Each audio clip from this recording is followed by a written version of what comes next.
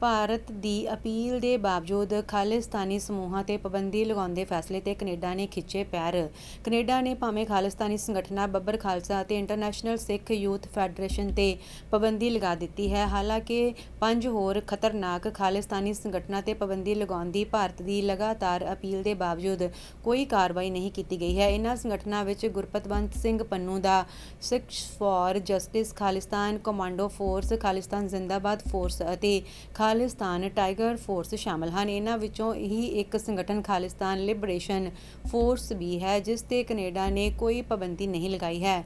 ਇਨ੍ਹਾਂ ਸਾਰੇ ਖਾਲਿਸਤਾਨੀ ਸੰਗਠਨਾਂ 'ਤੇ ਭਾਰਤ ਵਿੱਚ ਪਾਬੰਦੀ ਹੈ, ਪਰ ਕੈਨੇਡਾ ਨੇ ਕੋਈ ਕਾਰਵਾਈ ਨਹੀਂ ਕਰ ਰਿਹਾ ਹੈ। ਇਨ੍ਹਾਂ ਵਿੱਚੋਂ ਇੱਕ ਖਾਲਿਸਤਾਨ ਟਾਈਗਰ ਫੋਰਸ ਤੋਂ ਹਰਦੀਪ ਸਿੰਘ ਨਿੱਜਰ ਜੁੜਿਆ ਹੋਇਆ ਸੀ। ਇਸ ਖਾਲਿਸਤਾਨੀ ਅੱਤਵਾਦੀ ਦੀ ਜੂਨ ਵਿੱਚ ਕੈਨੇਡਾ ਦੇ ਹੀ ਇੱਕ ਗੁਰਦੁਆਰੇ ਦੇ ਬਾਹਰ ਹੱਤਿਆ ਕਰ ਦਿੱਤੀ ਗਈ ਸੀ। ਇਨ੍ਹਾਂ ਖਾਲਿਸਤਾਨੀ ਸੰਗਠਨਾਂ ਦੇ ਇਲਾਵਾ ਵੀ ਕਈ ਅਜਿਹੇ ਸੰਗਠਨ ਹਨ ਜਿਨ੍ਹਾਂ 'ਤੇ ਭਾਰਤੀ ਏਜੰਸੀਆਂ ਦੀ ਨਜ਼ਰ ਹੈ। ਵਿਦੇਸ਼ ਮੰਤਰਾਲੇ ਦੇ ਸੂਤਰਾਂ ਦਾ ਕਹਿਣਾ ਹੈ ਕਿ ਇਨ੍ਹਾਂ ਸੰਗਠਨਾਂ ਅਤੇ ਸਰਗਰਮ ਤੱਤਾਂ ਦੀ ਜਾਣਕਾਰੀ ਕੈਨੇਡਾ ਦੇ ਇਲਾਵਾ ਅਮਰੀਕਾ ਨੂੰ ਵੀ ਦਿੱਤੀ ਗਈ ਹੈ। ਬੱਬਰ ਖਾਲਸਾ ਇੰਟਰਨੈਸ਼ਨਲ 'ਤੇ ਕੈਨੇਡਾ ਨੇ ਪਬਲਿਕ ਸੇਫਟੀ ਐਕਟ ਦੇ ਤਹਿਤ ਪਾਬੰਦੀ ਲਗਾਈ ਹੈ। ਇਸ ਨੂੰ ਲੈ ਕੇ ਕੈਨੇਡਾ ਸਰਕਾਰ ਨੇ ਕਿਹਾ ਸੀ ਕਿ ਬੱਬਰ ਖਾਲਸਾ ਇੰਟਰਨੈਸ਼ਨਲ ਇੱਕ ਸਿੱਖ ਅੱਤਵਾਦੀ ਸੰਗਠਨ ਹੈ ਜੋ ਭਾਰਤ ਦੇ ਪੰਜਾਬ ਰਾਜ ਨੂੰ ਵੱਖ ਕਰਨਾ ਚਾਹੁੰਦਾ ਹੈ। ਲਓ ਵਧਦੇ ਹਾਂ ਅਗਲੀ ਖਬਰ ਵੱਲ। ਕੈਨੇਡਾ ਨੇ ਮਨਾਇਆ ਤੀਜਾ ਰਾਸ਼ਟਰੀ ਦਿਵਸ, PM ਟਰੂਡੋ ਨੇ ਕਹੀ ਇਹ ਗੱਲ। ਕੈਨੇਡਾ ਦੇ ਰਿਹਾਇਸ਼ੀ ਸਕੂਲਾਂ ਦੇ ਦੁਖਦਾਈ ਇਤਿਹਾਸ ਨੂੰ ਯਾਦ ਕਰਦੇ ਹੋਏ ਸ਼ਨੀਵਾਰ ਨੂੰ ਸੱਚ ਅਤੇ ਸੁਲ੍ਹਾ ਲਈ ਤੀਜਾ ਰਾਸ਼ਟਰੀ ਦਿਵਸ ਮਨਾਇਆ ਗਿਆ। ਇਸ ਸਮਾਗਮ ਦੇ ਵਿੱਚ ਪ੍ਰਧਾਨ ਮੰਤਰੀ ਜਸਟਿਨ ਟਰੂਡੋ ਆਪਣੇ ਪੁੱਤਰ ਸਮੇਤ ਸ਼ਾਮਲ ਹੋਏ। ਇੱਥੇ ਦੱਸ ਦਈਏ ਕਿ ਇਸ ਸਾਲਾਨਾ ਸਮਾਗਮ ਨੂੰ 2021 ਵਿੱਚ ਇੱਕ ਸੰਘੀ ਕਾਨੂੰਨ ਛੁੱਟੀ ਦੇ ਰੂਪ ਵਿੱਚ ਸਥਾਪਿਤ ਕੀਤਾ ਗਿਆ ਸੀ, ਤਾਂ ਜੋ ਉਹਨਾਂ ਹਜ਼ਾਰਾਂ ਬੱਚਿਆਂ ਨੂੰ ਯਾਦ ਕੀਤਾ ਜਾ ਸਕੇ ਜੋ ਚਰਚ ਦੁਆਰਾ ਸੰਚਾਲਿਤ ਵਾਲੇ ਅਤੇ ਸਰਕਾਰੀ ਫੰਡ ਪ੍ਰਾਪਤ ਰਿਹਾਇਸ਼ੀ ਸਕੂਲਾਂ ਵਿੱਚ ਜਾਣ ਲਈ ਮਜਬੂਰ ਹੋਣ ਦੌਰਾਨ ਮਰ ਗਏ ਅਤੇ ਬਚ ਗਏ ਲੋਕਾਂ, ਉਹਨਾਂ ਦੇ ਪਰਿਵਾਰਾਂ ਅਤੇ ਭਾਈਚਾਰਿਆਂ 'ਤੇ ਚੱਲ ਰਹੇ ਪ੍ਰਭਾਵਾਂ ਨੂੰ ਦਰਸਾਇਆ ਗਿਆ। ਇਸ ਦਿਨ ਦੀ ਸ਼ੁਰੂਆਤ ਸੱਚ ਅਤੇ ਸੁਲ੍ਹਾ ਕਮਿਸ਼ਨ ਦੀਆਂ 94 ਕਾਲਾਂ ਵਿੱਚੋਂ ਇੱਕ ਦੇ ਜਵਾਬ ਵਿੱਚ ਕੀਤੀ ਗਈ ਸੀ। ਕੈਨੇਡੀਅਨ ਪ੍ਰਧਾਨ ਮੰਤਰੀ ਜਸਟਿਨ ਟਰੂਡੋ ਨੇ ਸ਼ਨੀਵਾਰ ਨੂੰ ਸਵਦੇਸ਼ੀ ਭਾਈਚਾਰਿਆਂ ਦੇ ਪਰਿਵਾਰਾਂ ਦੀ ਸਹਾਇਤਾ ਕਰਨ ਦੀ ਸਹੁੰ ਖਾਧੀ ਜੋ ਅਜੇ ਵੀ ਆਪਣੇ ਬੱਚਿਆਂ ਦੀ ਭਾਲ ਕਰ ਰਹੇ ਹਨ। ਟਰੂਡੋ ਨੇ ਕਿਹਾ ਹੈ ਕਿ ਕੈਨੇਡਾ ਸਰਕਾਰ ਰੈਜ਼ੀਡੈਂਸ਼ੀਅਲ ਸਕੂਲਾਂ ਵਿੱਚ ਜੋ ਕੁਝ ਵਾਪਰਿਆ ਉਸ ਬਾਰੇ ਸੱਚਾਈ ਨੂੰ ਪੂਰੀ ਤਰ੍ਹਾਂ ਉਜਾਗਰ ਕਰਨ ਲਈ ਲੋੜੀਂਦੇ ਸਰੋਤ ਮੁਹੱਈਆ ਕਰਵਾਉਣ ਦੇ ਲਈ ਹਰ ਕਦਮ 'ਤੇ ਮੌਜੂਦ ਰਹੇਗੀ ਅਤੇ ਬੱਚਿਆਂ ਨੂੰ ਠੀਕ ਕਰਨ ਦੇ ਲਈ ਕਮਿਊਨਿਟੀਆਂ ਦਾ ਸਮਰਥਨ ਕਰਨਾ ਜਾਰੀ ਰੱਖੇਗੀ। ਲਓ ਵਧਦੇ ਹਾਂ ਅਗਲੀ ਖਬਰ ਵੱਲ। ਨਸਲ ਆਧਾਰਿਤ ਭੇਦਭਾਵ 'ਤੇ ਪਾਬੰਦੀ ਲਗਾਉਣ ਵਾਲਾ ਅਮਰੀਕਾ ਦਾ ਦੂਜਾ ਸ਼ਹਿਰ ਬਣਿਆ ਫ੍ਰਿਜ਼ਨੋ। ਕੈਲੀਫੋਰਨੀਆ ਵਿੱਚ ਫ੍ਰਿਜ਼ਨੋ ਜਾਤੀ ਆਧਾਰਿਤ ਵਿਤਕਰੇ 'ਤੇ ਪਾਬੰਦੀ ਲਗਾਉਣ ਵਾਲਾ ਦੂਜਾ ਅਮਰੀਕੀ ਸ਼ਹਿਰ ਬਣ ਗਿਆ ਹੈ। ਨਗਰ ਕੌਂਸਲ ਨੇ ਆਪਣੇ ਮਿਊਨਿਸਪਲ ਕੋਡ ਵਿੱਚ 2 ਨਵੀਆਂ ਸ਼੍ਰੇਣੀਆਂ ਜੋੜ ਕੇ ਇਸ ਸੰਬੰਧੀ ਸਰਬਸੰਮਤੀ ਦੇ ਨਾਲ ਮਤਾ ਪਾਸ ਕੀਤਾ। ਇਸ ਤੋਂ ਪਹਿਲਾਂ ਫਰਵਰੀ ਦੇ ਵਿੱਚ ਸਿਆਟਲ ਨਸਲ ਆਧਾਰਿਤ ਵਿਤਕਰੇ 'ਤੇ ਪਾਬੰਦੀ ਲਗਾਉਣ ਵਾਲਾ ਦੇਸ਼ ਦਾ ਪਹਿਲਾ ਸ਼ਹਿਰ ਬਣ ਗਿਆ ਸੀ। ਇਸ ਤੋਂ ਬਾਅਦ ਅਮਰੀਕੀ ਸੂਬੇ ਕੈਲੀਫੋਰਨੀਆ ਨੇ ਸਤੰਬਰ ਵਿੱਚ ਅਜਿਹਾ ਹੀ ਬਿੱਲ ਪਾਸ ਕੀਤਾ ਸੀ। ਅਮਰੀਕੀ ਟੈਲੀਵਿਜ਼ਨ ਨੈਟਵਰਕ NBC ਨੇ ਸ਼ੁੱਕਰਵਾਰ ਨੂੰ ਦੱਸਿਆ ਹੈ ਕਿ ਇਹ ਕਦਮ ਦੇਸ਼ ਭਰ ਵਿੱਚ ਚੱਲ ਰਹੇ ਨਾਗਰਿਕ ਅਧਿਕਾਰਾਂ ਦੇ ਅੰਦੋਲਨ ਦੇ ਵਿਚਕਾਰ ਚੁੱਕਿਆ ਗਿਆ, ਜਿਸ ਦੀ ਅਗਵਾਈ ਮੁੱਖ ਤੌਰ 'ਤੇ ਦੱਖਣੀ ਏਸ਼ੀਆਈ ਅਮਰੀਕਾ ਕਰ ਰਹੇ ਹਨ। ਫ੍ਰਿਜ਼ਨੋ ਸਿਟੀ ਕਾਉਂਸਲ ਦੀ ਉਪ ਪ੍ਰਧਾਨ ਐਨਾਲਿਸਾ ਪੈਰੀਆ ਨੇ NBC ਦੇ ਹਵਾਲੇ ਨਾਲ ਕਿਹਾ ਹੈ ਕਿ ਮੈਂ ਇੱਕ ਵਾਰ ਫਿਰ ਨਾਗਰਿਕ ਅਧਿਕਾਰਾਂ ਦੀ ਸੁਰੱਖਿਆ ਤੇ ਪਾਬੰਦੀ ਨੂੰ ਵਧਾਉਣ ਦੇ ਲਈ ਆਪਣੇ ਸ਼ਹਿਰ 'ਤੇ ਮਾਣ ਮਹਿਸੂਸ ਕਰ ਰਹੀ ਹਾਂ। ਉਸਨੇ ਕਿਹਾ ਹੈ ਕਿ ਅਸੀਂ ਮੰਨਦੇ ਹਾਂ ਕਿ ਵਿਤਕਰਾ ਰਾਤੋਂ ਰਾਤ ਖਤਮ ਨਹੀਂ ਹੁੰਦਾ ਹੈ, ਪਰ ਸਾਡੇ ਸਿਟੀ ਨੇ ਜਾਤੀ ਆਧਾਰਿਤ ਵਿਤਕਰੇ ਵਿਰੁੱਧ ਨਾਗਰਿਕਤਾ ਅਧਿਕਾਰਾਂ ਦੀ ਸੁਰੱਖਿਆ ਨੂੰ ਮਜ਼ਬੂਤ ਕਰਨ ਦੇ ਲਈ ਭੇਦਭਾਵ ਵਿਰੋਧੀ ਨੀਤੀ ਪਾਸ ਕਰਨ ਦਾ ਦਿਲੋਰਾਨਾ ਕਦਮ ਚੁੱਕਿਆ ਹੈ। ਲਓ ਵਧਦੇ ਹਾਂ ਅਗਲੀ ਖਬਰ ਵੱਲ। ਜਾਰਜੀਆ ਚੋਣਾਂ ਵਿੱਚ ਦਖਲ-ਅੰਦਾਜ਼ੀ ਮਾਮਲਾ, ਟਰੰਪ ਦੀ ਜ਼ਮਾਨਤ ਕਰਵਾਉਣ ਵਾਲਾ ਵੀ ਦੋਸ਼ੀ ਕਰਾਰ। ਅਮਰੀਕਾ ਦੇ ਸਾਬਕਾ ਰਾਸ਼ਟਰਪਤੀ ਡੋਨਲਡ ਟਰੰਪ ਅਤੇ 17 ਹੋਰਨਾਂ 'ਤੇ ਜਾਰਜੀਆ ਚੋਣ ਦਖਲ ਮਾਮਲੇ 'ਚ ਸ਼ੁੱਕਰਵਾਰ ਨੂੰ ਜ਼ਮਾਨਤ ਕਰਵਾਉਣ ਵਾਲੇ ਨੂੰ ਦੋਸ਼ੀ ਕਰਾਰ ਦਿੱਤਾ ਗਿਆ ਹੈ। ਇਸਤਗਾਸਾ ਪੱਖ ਵੱਲੋਂ ਕਿਸੇ ਜ਼ਮਾਨਤ ਕਰਵਾਉਣ ਵਾਲੇ 'ਤੇ ਮੁਕੱਦਮਾ ਚਲਾਏ ਜਾਣ ਦਾ ਇਹ ਪਹਿਲਾ ਮਾਮਲਾ ਹੈ। ਮੁਕੱਦਮੇ ਦੇ ਹਿੱਸੇ ਵਜੋਂ ਸਕਾਟ ਗ੍ਰaham ਹਾਲ ਨੂੰ 5 ਸਾਲ ਦੀ ਪ੍ਰੋਬੇਸ਼ਨ ਦੀ ਸੇਵਾ ਵਿੱਚ ਰਹਿਣਾ ਪਵੇਗਾ ਅਤੇ ਨਾਲ ਹੀ ਅਦਾਲਤ ਨੇ ਉਸ ਨੂੰ ਕਾਰਵਾਈ ਦੌਰਾਨ ਸਬੂਤ ਪੇਸ਼ ਕਰਨ ਦੀ ਇਜਾਜ਼ਤ ਦਿੱਤੀ। ਅਦਾਲਤ ਨੇ ਉਸ ਨੂੰ ਜਾਰਜੀਆ ਦੇ ਲੋਕਾਂ ਤੋਂ ਮਾਫ਼ੀ ਮੰਗਣ ਲਈ ਪੱਤਰ ਲਿਖਣ ਦਾ ਹੁਕਮ ਵੀ ਦਿੱਤਾ ਅਤੇ ਉਸ ਦੀ ਚੋਣ ਸਰਗਰਮੀਆਂ ਵਿੱਚ ਹਿੱਸਾ ਲੈਣ 'ਤੇ ਪਾਬੰਦੀ ਲਗਾ ਦਿੱਤੀ। ਹਾਲ ਨੂੰ ਚੋਣ ਡਿਊਟੀਆਂ ਦੇ ਸੰਚਾਲਨ ਦੇ ਵਿੱਚ ਜਾਣ-ਬੁੱਝ ਕੇ ਦਖਲ ਦੇਣ ਦੀ ਸਾਜ਼ਿਸ਼ ਦੇ 5 ਮਾਮਲਿਆਂ ਵਿੱਚ ਦੋਸ਼ੀ ਠਹਿਰਾਇਆ ਗਿਆ। ਪ੍ਰੋਸੀਕਿਊਟਰਾਂ ਨੇ ਪਹਿਲਾਂ ਹਾਲ 'ਤੇ ਕਾਫੀ ਕਾਉਂਟੀ ਦੇ ਵਿੱਚ ਚੋਣ ਧੋਖਾਧੜੀ ਅਤੇ ਚੋਣ ਨਿਯਮਾਂ ਦੀ ਉਲੰਘਣਾ ਕਰਨ ਦੀ ਸਾਜ਼ਿਸ਼ ਦੇ 6 ਦੋਸ਼ ਲਗਾਏ ਸਨ।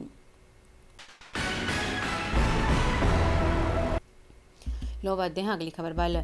ਅਮਰੀਕਾ ਭਾਰਤ ਦੇ ਰਿਸ਼ਤੇ ਚੰਦਰਯਾਨ ਵਾਂਗ ਚੰਨ ਤੱਕ ਪਹੁੰਚਣਗੇ, ਜੈਸ਼ੰਕਰ। ਵਿਦੇਸ਼ ਮੰਤਰੀ ਅਤੇ ਜੈਸ਼ੰਕਰ ਨੇ ਕਿਹਾ ਹੈ ਕਿ ਭਾਰਤ ਅਤੇ ਅਮਰੀਕਾ ਦੇ ਰਿਸ਼ਤੇ ਹੁਣ ਤੱਕ ਦੇ ਉੱਚੇ ਪੱਧਰ ਤੇ ਹਨ ਅਤੇ ਪ੍ਰਧਾਨ ਮੰਤਰੀ ਨਰਿੰਦਰ ਮੋਦੀ ਦੀ ਅਗਵਾਈ ਵਾਲੀ ਸਰਕਾਰ ਇਹਨਾਂ ਨੂੰ ਇੱਕ ਵੱਖਰੇ ਪੱਧਰ ਤੇ ਲੈ ਕੇ ਜਾਵੇਗੀ। ਜੈਸ਼ੰਕਰ ਨੇ ਕਿਹਾ ਹੈ ਕਿ ਇਹ ਦੁਵੱਲੇ ਸਬੰਧ ਚੰਦਰਯਾਨ ਵਾਂਗ ਚੰਦਰਮਾ ਤੱਕ ਅਤੇ ਉਸ ਤੋਂ ਵੀ ਪਰੇ ਪਹੁੰਚਣਗੇ।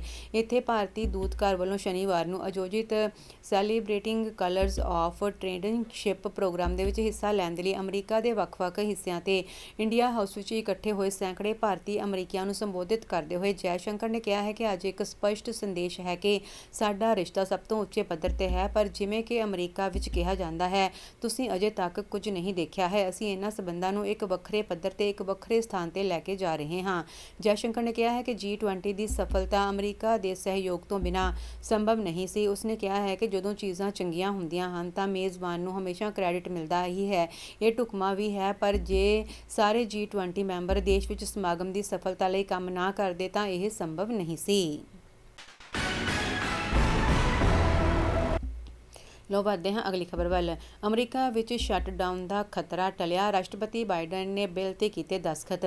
ਅਮਰੀਕਾ ਦੇ ਰਾਸ਼ਟਰਪਤੀ ਜੋ ਬਾਈਡਨ ਨੇ 17 ਨਵੰਬਰ ਤੱਕ ਏਜੰਸੀਆਂ ਨੂੰ ਫੰਡ ਦੇਣ ਦੇ ਲਈ ਸੰਸਦ ਦੁਆਰਾ ਪਾਸ ਕੀਤੇ ਬਿੱਲ ਤੇ ਦਸਤਖਤ ਕੀਤੇ, ਜਿਸ ਦੇ ਨਾਲ ਸਰਕਾਰੀ ਸੜਕ ਬੰਦ ਹੋਣ ਦਾ ਸੰਕਟ ਟਲ ਗਿਆ ਹੈ। ਇਸ ਤੋਂ ਪਹਿਲਾਂ ਸ਼ਨੀਵਾਰ ਦੇਰ ਰਾਤ ਕਾਂਗਰਸ ਨੇ ਸਰਕਾਰੀ ਏਜੰਸੀਆਂ ਦੇ ਕੰਮਕਾਜ ਨੂੰ ਬਰਕਰਾਰ ਰੱਖਣ ਦੇ ਲਈ ਇੱਕ ਅਸਥਾਈ ਗ੍ਰਾਂਟ ਯੋਜਨਾ ਨਾਲ ਸੰਬੰਧਿਤ ਬਿੱਲ ਪਾਸ ਕੀਤਾ ਸੀ। ਟੈਕਸ ਨੂੰ ਮਨਜ਼ੂਰੀ ਦੇ ਲਈ ਰਾਸ਼ਟਰਪਤੀ ਜੋ ਬਾਈਡਨ ਨੂੰ ਭੇਜਿਆ ਗਿਆ ਸੀ। ਇਹ ਜਲਦਬਾਜ਼ੀ ਵਿੱਚ ਪਾਸ ਕੀਤੇ ਗਏ ਬਿੱਲ ਵਿੱਚ ਯੂਕਰੇਨ ਨੂੰ ਮਿਲਟਰੀ ਸਹਾਇਤਾ ਵਿੱਚ ਕਟੌਤੀ ਕਰਨ ਅਤੇ ਬਾਈਡਨ ਦੀ ਬੇਨਤੀ ਤੇ ਸੰਘੀ ਆਫਤ ਸਹਾਇਤਾ ਬਜਟ ਵਿੱਚ $16 ਬਿਲੀਅਨ ਦਾ ਵਾਧਾ ਕਰਨ ਦੀ ਵਿਵਸਥਾ ਹੈ।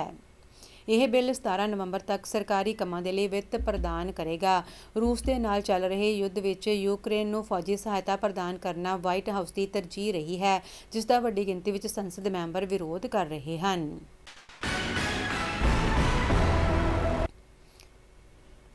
ਲੋ ਵਧਦੇ ਹਾਂ ਅਗਲੀ ਖਬਰ ਵੱਲ। ਵਿਦੇਸ਼ ਗਏ ਨੌਜਵਾਨ ਨਾਲ ਵਾਪਰੀ ਅਣਹੋਣੀ, ਪਰਿਵਾਰ ਦਾ ਬੁਝਿਆ ਇਕਲੌਤਾ ਚਿਰਾਗ। ਜ਼ਿਲ੍ਹਾ ਤਰਨਤਾਰਨ ਦੇ ਪਿੰਡ ਨਾਗੋਕੇ ਦੇ ਲਗਭਗ 1.5 ਸਾਲ ਪਹਿਲਾਂ ਕੈਨੇਡਾ ਗਏ ਨੌਜਵਾਨ ਦੀ ਮੌਤ ਹੋਣ ਦਾ ਸਮਾਚਾਰ ਪ੍ਰਾਪਤ ਹੋਇਆ ਹੈ। ਜਾਣਕਾਰੀ ਅਨੁਸਾਰ ਕੈਨੇਡਾ ਗਏ ਨੌਜਵਾਨ ਕਮਲਦੀਪ ਸਿੰਘ ਪੁੱਤਰ ਅਵਤਾਰ ਸਿੰਘ ਦੀ ਉਮਰ 34 ਸਾਲ ਸੀ ਅਤੇ ਮਾਪਿਆਂ ਦਾ ਇਕਲੌਤਾ ਪੁੱਤ ਸੀ। ਕੈਨੇਡਾ ਵਿੱਚ ਬਿਮਾਰ ਹੋਣ ਕਾਰਨ ਨੌਜਵਾਨ ਦੀ ਮੌਤ ਹੋ ਗਈ। ਪ੍ਰਾਪਤ ਜਾਣਕਾਰੀ ਅਨੁਸਾਰ ਕਮਲਦੀਪ ਸਿੰਘ ਲਗਭਗ 1.5 ਸਾਲ ਪਹਿਲਾਂ ਕੈਨੇਡਾ ਗਿਆ ਸੀ ਅਤੇ ਉਸ ਦੀ ਪਤਨੀ ਤੇ ਧੀ ਪੁੱਤਰ ਵੀ ਕਰੀਬ 2 ਮਹੀਨੇ ਪਹਿਲਾਂ ਹੀ ਕੈਨੇਡਾ ਗਏ ਸਨ, ਜੋ ਬੀਤੇ ਕੁਝ ਦਿਨ ਪਹਿਲਾਂ ਹੀ ਬਿਮਾਰ ਹੋ ਗਿਆ ਅਤੇ ਇਲਾਜ ਦੌਰਾਨ ਉਸ ਦੀ ਮੌਤ ਹੋ ਗਈ। ਇਸ ਖਬਰ ਦੇ ਨਾਲ ਪਿੰਡ ਵਿੱਚ ਸੋਗ ਦੀ ਲਹਿਰ ਹੈ। ਪਰਿਵਾਰਕ ਮੈਂਬਰਾਂ ਨੇ ਪ੍ਰਸ਼ਾਸਨ ਕੋਲੋਂ ਮ੍ਰਿਤਕ ਦੇ ਪੰਜਾਬ ਲਿਆਉਣ ਦੇ ਲਈ ਸਰਕਾਰ ਪਾਸੋਂ ਮਦਦ ਦੀ ਗੁਹਾਰ ਲਗਾਈ ਹੈ। ਲੋ ਵਧਦੇ ਹਾਂ ਅਗਲੀ ਖਬਰ ਵੱਲ। ਮਤਭੇਦਾਂ ਨੂੰ ਸੁਲਝਾਉਣ ਦੇ ਲਈ ਭਾਰਤ ਕੈਨੇਡਾ ਦੀਆਂ ਸਰਕਾਰਾਂ ਨੂੰ ਆਪਸ ਵਿੱਚ ਕਰਨੀ ਪਵੇਗੀ ਗੱਲਬਾਤ, ਜੈਸ਼ੰਕਰ। ਵਿਦੇਸ਼ ਮੰਤਰੀ ਜੈਸ਼ੰਕਰ ਨੇ ਕਿਹਾ ਹੈ ਕਿ ਭਾਰਤ ਅਤੇ ਕੈਨੇਡਾ ਦੀਆਂ ਸਰਕਾਰਾਂ ਨੂੰ ਇੱਕ ਦੂਜੇ ਨਾਲ ਗੱਲਬਾਤ ਕਰਨੀ ਹੋਵੇਗੀ ਅਤੇ ਦੇਖਣਾ ਹੋਵੇਗਾ ਕਿ ਉਹ ਖਾਲਿਸਤਾਨ ਪੱਖੀ ਵੱਖਵਾਦੀ ਨੇਤਾ ਹਰਦੀਪ ਸਿੰਘ ਨਿੱਜਰ ਦੀ ਮੌਤ ਨੂੰ ਲੈ ਕੇ ਆਪਣੇ ਮਤਭੇਦਾਂ ਨੂੰ ਕਿਵੇਂ ਸੁਲਝਾਉਂਦੇ ਹਨ। ਉਹਨਾਂ ਨੇ ਇਹ ਵੀ ਕਿਹਾ ਹੈ ਕਿ ਅੱਤਵਾਦ, ਕੱਟੜਵਾਦ ਅਤੇ ਚੋਣ ਦਖਲਅੰਦਾਜ਼ੀ ਦੇ ਸਭ ਤੋਂ ਵੱਡੇ ਮੁੱਦਿਆਂ ਨੂੰ ਹੱਲ ਕਰਨਾ ਹੋਵੇਗਾ। ਸ਼ੁੱਕਰਵਾਰ ਨੂੰ ਵਾਸ਼ਿੰਗਟਨ ਵਿੱਚ ਭਾਰਤੀ ਪੱਤਰਕਾਰਾਂ ਨਾਲ ਗੱਲਬਾਤ ਕਰਦੇ ਹੋਏ ਜੈਸ਼ੰਕਰ ਨੇ ਕਿਹਾ ਹੈ ਕਿ ਭਾਰਤ ਬ੍ਰਿਟਿਸ਼ ਕੋਲੰਬੀਆ ਵਿੱਚ 18 ਜੂਨ ਨੂੰ ਨਿੱਜਰ ਦੀ ਹੱਤਿਆ ਵਿੱਚ ਇੱਕ ਭਾਰਤੀ ਏਜੰਟ ਦੀ ਸੰਭਵ ਸ਼ਮੂਲੀਅਤ ਦੇ ਕੈਨੇਡਾ ਦੇ ਦੋਸ਼ਾਂ ਬਾਰੇ ਜਾਣਕਾਰੀ ਤੇ ਵਿਚਾਰ ਕਰਨ ਦੇ ਲਈ ਤਿਆਰ ਹੈ। ਉਹਨਾਂ ਕਿਹਾ ਹੈ ਕਿ ਮਾਮਲਾ ਇਹ ਹੈ ਕਿ ਕੈਨੇਡਾ ਨੇ ਕੁਝ ਦੋਸ਼ ਲਾਏ ਹਨ। ਅਸੀਂ ਉਹਨਾਂ ਨੂੰ ਦੱਸਿਆ ਹੈ ਕਿ ਇਹ ਭਾਰਤ ਸਰਕਾਰ ਦੀ ਨੀਤੀ ਨਹੀਂ ਹੈ, ਪਰ ਜੇਕਰ ਉਹ ਸਾਡੇ ਨਾਲ ਕੋਈ ਖਾਸ ਜਾਣਕਾਰੀ ਅਤੇ ਕੁਝ ਵੀ ਢੁਕਵਾਂ ਸਾਂਝਾ ਕਰਨਾ ਚਾਹੁੰਦੇ ਹਨ ਤਾਂ ਅਸੀਂ ਉਸ 'ਤੇ ਵਿਚਾਰ ਕਰਨ ਲਈ ਵੀ ਤਿਆਰ ਹਾਂ। ਵਧਦੇ ਹਾਂ ਅਗਲੀ ਖਬਰ ਵੱਲ। ਨਿਊਜ਼ੀਲੈਂਡ ਵਿੱਚ ਆਮ ਚੋਣਾਂ ਅਤੇ ਆਸਟ੍ਰੇਲੀਆ ਵਿੱਚ ਆਦਿਵਾਸੀ ਲੋਕਾਂ ਦੀ ਆਵਾਜ਼ ਲਈ ਵੋਟਿੰਗ ਸ਼ੁਰੂ। ਨਿਊਜ਼ੀਲੈਂਡ ਵਿੱਚ 14 ਅਕਤੂਬਰ ਨੂੰ ਹੋਣ ਵਾਲੀਆਂ ਆਮ ਚੋਣਾਂ ਲਈ ਸੋਮਵਾਰ ਨੂੰ ਸ਼ੁਰੂਆਤੀ ਵੋਟਿੰਗ ਸ਼ੁਰੂ ਹੋ ਗਈ ਹੈ। ਕੰਜ਼ਰਵੇਟਿਵ ਉਮੀਦਵਾਰ ਕ੍ਰਿਸਟੋਫਰ ਲਕਸਨ ਨੇ ਬੈਲਟ ਬਾਕਸ ਵਿੱਚ ਆਪਣੀ ਵੋਟ ਪਾਈ। ਉੱਧਰ ਆਸਟ੍ਰੇਲੀਆ ਦੇ ਕੁਝ ਹਿੱਸਿਆਂ ਵਿੱਚ ਵੀ ਜ਼ਮਾਨਤ ਸੰਗ੍ਰਹਿ ਦੇ ਸੰਬੰਧ ਵਿੱਚ ਸ਼ੁਰੂਆਤੀ ਵੋਟਿੰਗ ਵੀ ਸ਼ੁਰੂ ਹੋ ਗਈ ਹੈ।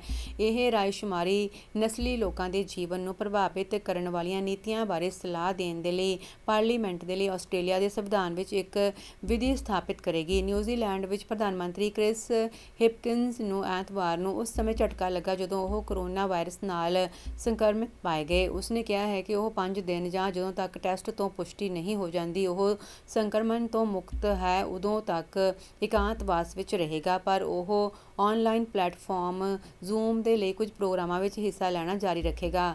ਹਿਪਕਿੰਸ ਅਤੇ ਉਸ ਦੀ ਲਿਬਰਲ ਲੇਬਰ ਪਾਰਟੀ ਚੋਣ ਤੋਂ ਪਹਿਲਾਂ ਦੇ ਸਰਵੇਖਣਾਂ ਵਿੱਚ ਕ੍ਰਿਸਟੋਫਰ ਲਕਸਨ ਦੀ ਅਗਵਾਈ ਵਾਲੀ ਵਿਰੋਧੀ ਨੈਸ਼ਨਲ ਪਾਰਟੀ ਤੇ ਪਿੱਛੇ ਹੈ।